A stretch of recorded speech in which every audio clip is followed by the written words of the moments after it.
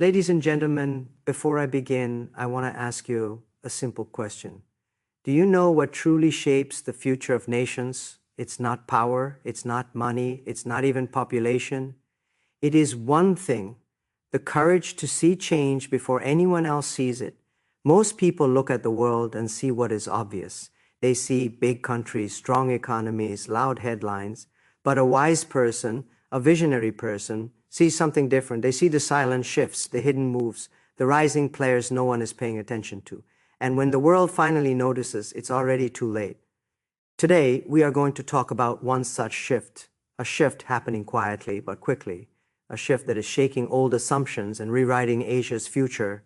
We are going to talk about India's biggest hidden fear, Pakistan's sudden rise in Asia. Now understand this is not about politics, not about rivalry, and not about who is bigger or stronger. This is about how unexpected changes redefine power. This is about how a country once underestimated can suddenly become the center of global interest. And this is about how fear, if understood correctly, can be transformed into strategy, opportunity, and growth. If you listen till the end, you will not just learn about geopolitics, you will learn about vision, you will learn about competition, you will learn about how nations and people rise when nobody expects them to. So sit tight, because what you're about to hear will challenge what you thought you knew. It will open your eyes to a reality that many ignore, but none can escape. Let us begin. The shifting dynamics of Asia refer to the rapid and sometimes unpredictable transformation taking place across the continent, where economic strength, political influence, and strategic partnerships are being rewritten. For many years, Asia was viewed through a simplified lens, dominated mainly by China, Japan, and India. But today, the region is undergoing a far more complex realignment. Smaller and mid-sized nations are emerging as strategic players. New trade corridors are being developed, and global powers are competing to build influence in areas once considered too unstable or insignificant. This shift isn't happening slowly. It is accelerating due to technological growth, geopolitical tensions, and changing global markets. The world is witnessing the rise of multiple Asian centers of gravity. These include the Gulf states expanding into technology and logistics, Southeast Asian nations turning into manufacturing hubs, and Central Asian states gaining importance as energy partners and connectivity bridges. International investors and governments are no longer focusing their attention on only one or two major Asian economies. Instead, they are diversifying, exploring new opportunities, and adopting flexible strategies. This broader interest means that countries once overshadowed are gaining new relevance, reshaping how influence operates across the region. Another major factor is the strategic competition between global powers. The United States, China, Russia, and the European Union all have strong interests in Asia. Their economic corridors, military agreements, technology partnerships, and energy projects influence which countries rise faster. A nation's position in this evolving landscape now depends heavily on its ability to attract investment, develop infrastructure, secure energy routes, and build connections beyond traditional alliances. In this new environment, geography is becoming a form of currency. Nations located along major trade routes, land or sea, have the potential to amplify their influence dramatically. What makes these shifts even more significant is that they happen in layers: economic development, political reforms, demographic changes, technological adoption, and foreign partnerships all interact with each other. A country can rise not because of one major breakthrough, but through the combined effect of several interconnected developments. This creates an atmosphere where power balances can change quickly and unpredictably. For large countries like India, such unpredictability introduces both opportunity and anxiety. They are accustomed to competing with familiar rivals, but the new Asian landscape introduces emerging players whose growth paths may be sudden, unconventional, and strategically impactful. Pakistan's emerging strategic position in Asia is becoming one of the most discussed geopolitical topics of the decade, not because of traditional power metrics like military strength or economic size, but because of the country's sudden ability to occupy a central space in Asia's evolving connectivity and trade networks. Its geography alone gives it an advantage that very few nations in the region possess. Positioned at the crossroads of South Asia, Central Asia, the Middle East, and China, Pakistan sits on a natural gateway through which energy pipelines, trade corridors, fiber optic routes, and maritime pathways can all converge. This geographical leverage is being amplified by a new wave of infrastructure investments, most notably through foreign partnerships that see Pakistan not as a risk, but as an opportunity for long-term strategic influence. One of the key drivers of Pakistan's rising relevance is the China-Pakistan Economic Corridor (CPEC), which has transformed the country into a major component of China's Belt and Road Initiative. Roads, ports, energy plants, special economic zones, and digital corridors are being built at a pace that signals a long-term geopolitical commitment. The development of Gwadar Port, for instance, has positioned Pakistan as a potential trade hub capable of linking Western China to the Arabian Sea, reducing dependency on more vulnerable or politically contested waterways. This reshapes trade routes across the region and attracts global powers seeking faster, safer, and more cost-effective pathways for commerce. Pakistan is also strengthening ties with Middle Eastern nations that are diversifying their investments beyond oil.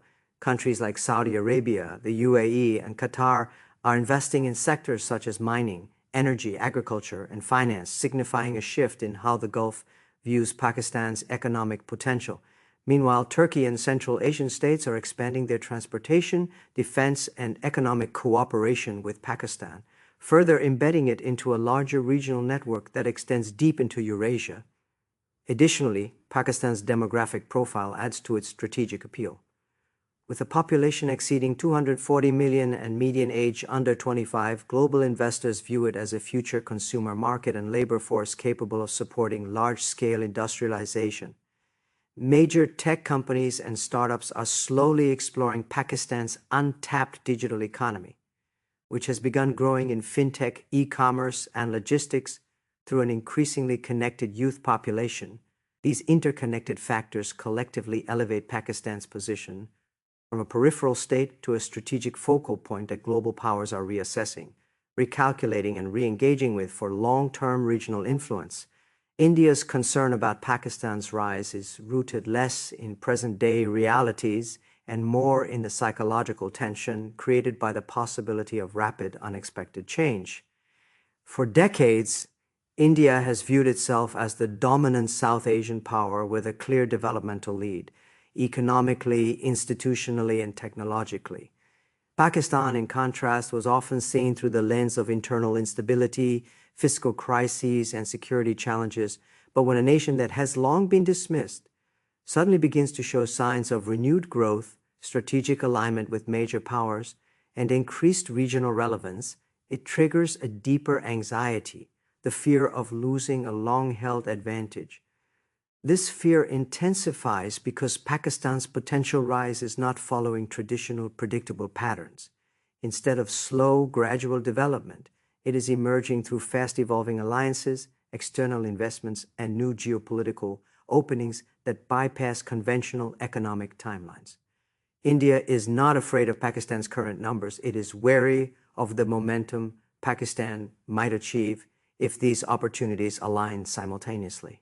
A sudden boost in connectivity through new trade routes, energy corridors, or foreign-backed infrastructure can shift regional power dynamics much faster than organic domestic growth. Another layer of India's concern comes from the nature of modern competition. Today's global landscape rewards nations that can rapidly adapt, attract investors, and position themselves strategically between major economic blocs. Pakistan's geographical location gives it an inherent advantage. It sits at the crossroads of China, Central Asia, and the Middle East, regions that are shaping the future of trade and energy flows. If Pakistan effectively leverages this position, it could gain outsized economic influence even without matching India's absolute economic scale. India also fears the unpredictability that comes with Pakistan's political and economic shifts. Unlike rivalries with stable competitors, where progression is linear and easy to forecast, Pakistan's trajectory can fluctuate dramatically. Rapid reforms, major foreign investments, or unexpected diplomatic breakthroughs can create sudden upward shifts that traditional strategic planning does not fully anticipate. This uncertainty forces India to prepare for scenarios where Pakistan's rise could happen faster and in ways that challenge India's long-term assumptions about regional dominance. At its core, the fear is not rooted in rivalry alone, but in the recognition that global narratives can change quickly. A country perceived as struggling can become a focal point of international interest almost overnight if conditions align.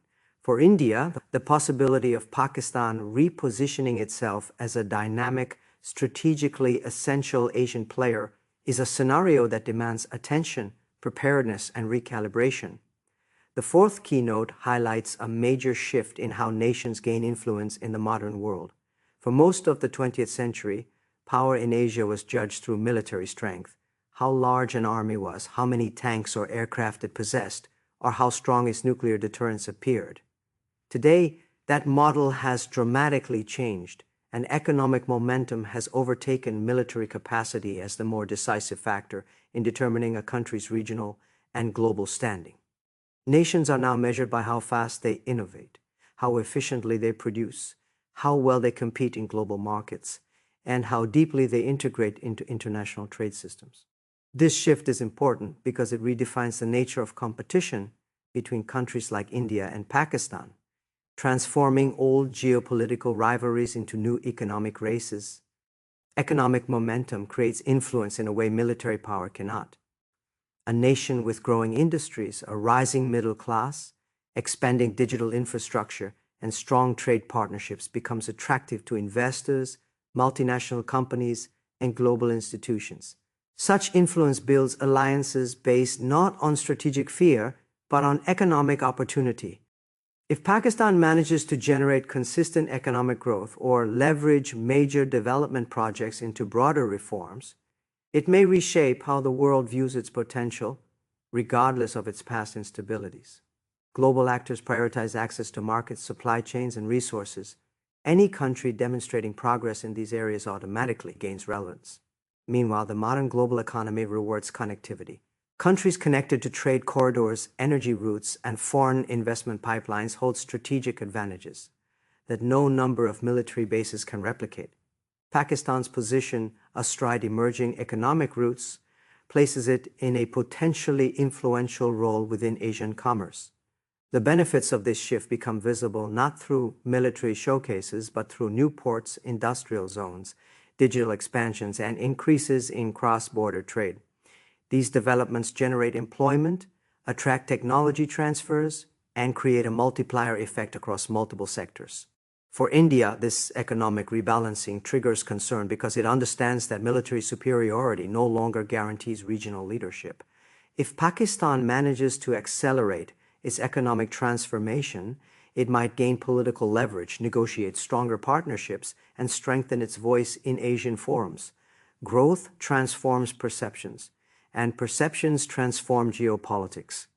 When countries rise economically, they reshape narratives and reduce historical disadvantages.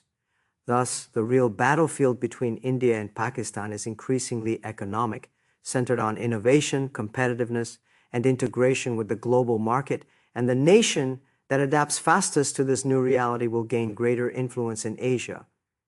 The idea that innovation has become the real battlefield in modern geopolitics reflects how profoundly the global balance of power has shifted. Nations are no longer defined solely by the size of their armies or the extent of their natural resources. They are now measured by their ability to create, adapt, and scale new ideas. Innovation, especially in technology, digital infrastructure, artificial intelligence, renewable energy, and communication systems, has become the currency of influence. In Asia, where young populations, rapid urbanization, and digital transformation are rewriting economic realities, the countries that build strong innovation ecosystems are gaining an unbeatable advantage. This trend is particularly relevant when examining the dynamics between India and Pakistan. Both nations have vast reservoirs of untapped talent, growing tech communities, and increasing global exposure. However, the side that wins the race of innovation will define the narrative of future regional leadership. Innovation shapes not only economic outcomes but also strategic leverage. A country with advanced digital capabilities can build smarter cities, more resilient supply chains, and stronger cybersecurity systems. It can attract global investors, inspire cutting-edge startups, and create high-value jobs that uplift entire generations. This soft power translates into global respect and regional influence without firing a single shot. Pakistan, despite facing serious challenges, is beginning to take small but significant steps toward this direction. The rise of tech incubators, digital payment systems, freelance markets, and youth-driven entrepreneurship is positioning the country in new economic conversations. Likewise, India has been making massive strides with its startup boom, IT backbone, and digital public infrastructure. But the competition isn't just between these two neighbors, it is with a global marketplace evolving faster than anyone predicted. Countries that embrace innovation are not just solving their internal problems, they are building exportable solutions for the world. Whether in fintech, agriculture technology, renewable energy, or digital governance, innovation allows nations to leapfrog old limitations. Meanwhile, countries that rely only on traditional strengths or outdated economic models risk falling behind. In this context, Pakistan's progress, however gradual, is enough to trigger strategic concern in India because it represents a shift from familiar patterns. Innovation reduces dependency, empowers youth, and attracts global partnerships, making any nation more formidable. The true battlefield of the future will be won not by those who build the tallest towers, but by those who build the smartest systems and nurture the boldest ideas. The idea that opportunity is hidden behind fear reflects a long-standing truth about nations, markets, and human psychology. When countries feel threatened by the rise of a neighbor, they often focus on defensive strategies, military buildup, political messaging, economic protectionism, while missing the chance to create shared value. In the context of India and Pakistan, the narrative has historically been built on rivalry, suspicion, and competition across multiple fronts. Yet beneath this tension lies an overlooked potential that Pakistan's rise in Asia could serve as a catalyst for India to refine its own strategy, reform its internal systems, and even discover new avenues for regional cooperation. Fear is a powerful motivator, but it can either make a nation close its doors or open new ones. When India sees Pakistan gaining influence through new trade corridors, technology investments, or strategic partnerships, the instinctive response is alarm. But this shift in the regional landscape can also push India to accelerate reforms, diversify alliances, strengthen innovation ecosystems, and reduce bureaucratic inertia that often slows progress. At the same time, Pakistan's rise does not need to be interpreted solely through a competitive lens. South Asia remains one of the least integrated economic regions in the world. Borders are heavily restricted, trade is minimal, and political distrust blocks billions of dollars worth of potential economic activity. A rising Pakistan could become a bridge rather than a barrier, creating opportunities for regional energy routes, shared digital infrastructure, cross-border supply chains, and cooperative initiatives in climate resilience, agriculture, and technology. When two neighboring nations grow, their collective attractiveness increases for global partners. Foreign investors look for stable regions, not isolated markets. A successful Pakistan could enhance the overall perception of South Asia, attracting larger investments that both nations could benefit from. Fear becomes counterproductive when it blinds a nation to these opportunities. But fear becomes transformative when it encourages deeper introspection and strategic adaptation. India's true challenge is not Pakistan's rise, but the possibility of missing the moment to shape a stronger, more collaborative regional future. If both nations step beyond the limitations of rivalry, they could unlock dormant economic potential that has been ignored for decades, proving that opportunities often hide behind the fears we hold most deeply. In the end, the story of India and Pakistan is not simply a story of rivalry. It is a story of two nations standing at a crossroads where fear and opportunity collide. India's biggest hidden fear is not that Pakistan will suddenly dominate Asia, but that the pace of Pakistan's transformation may redefine the balance of influence in ways India did not anticipate. Yet fear, when understood correctly, is not a weakness, it is a signal. It reminds nations, just like individuals, that standing still is no longer an option. Asia is changing faster than ever. Power is shifting, alliances are evolving, and economic engines are moving to places once ignored. In such a world, countries that cling to old assumptions risk becoming prisoners of their past, while those that embrace change become architects of the future. Pakistan's rise, whether slow or sudden, is a reminder that the next chapter of Asia will not be written by history, but by innovation, strategy, and courage. And if both nations look beyond their insecurities, beyond their boundaries, and beyond their narratives, they may discover that the future holds room not for one winner, but for shared success. Competition may spark movement, but collaboration has the power to transform an entire region. The real question is not who rises first, the real question is who rises wisely, who rises with vision, and who rises in a way that elevates millions. The future rewards nations that think long-term, build boldly, and act with clarity rather than fear. Good luck to you as you continue exploring, questioning, and shaping new ideas that build understanding rather than division. Thank you for reading, and thank you for thinking deeply.